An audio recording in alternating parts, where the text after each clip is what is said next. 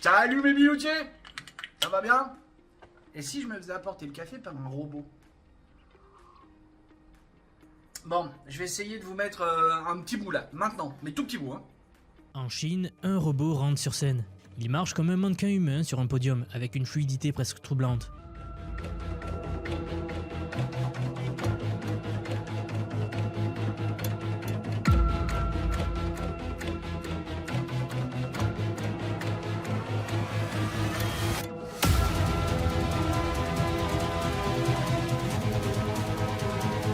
Et puis, dans les commentaires en ligne, lors de la retransmission live, c'est l'explosion.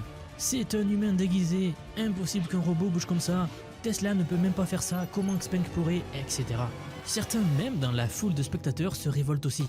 Le scepticisme est tel que le PDG n'a eu qu'une seule solution, découper le robot en direct pour prouver qu'il n'avait personne à l'intérieur. Vous irez voir dans la vidéo par vous-même, elle est très intéressante, vraiment cette vidéo bien.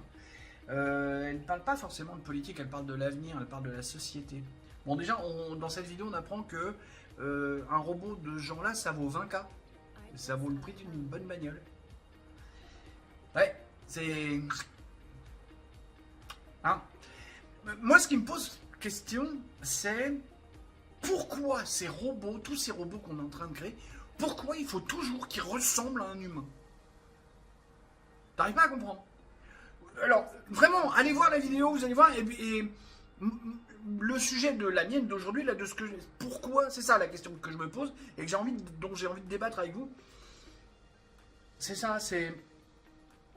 Parce que, justement, ça a choqué, machin, mais non, c'est pas vrai, c'est un humain qui est dedans, ah, là. Pourquoi il faut toujours que ce soit humanoïde? Allez chercher le mot, la définition du mot humanoïde, si vous savez pas ce que ça veut dire. C'est une histoire de forme. Oïde, quand c'est quelque chose des oïdes, un patatoïde, ça a la forme d'une patate. En maths, en géométrie, on s'en sert des patatoïdes.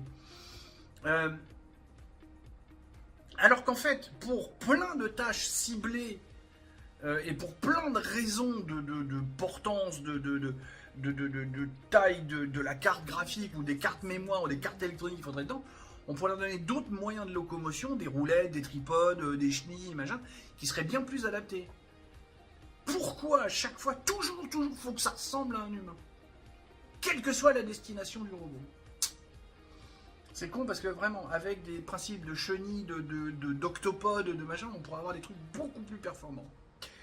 Bon allez, je vous laisse sur cette réflexion. Ouais, pour une fois, je vais vous laisser sur une question. Comme ça. Bisous, bisous. Poutou. Poutou.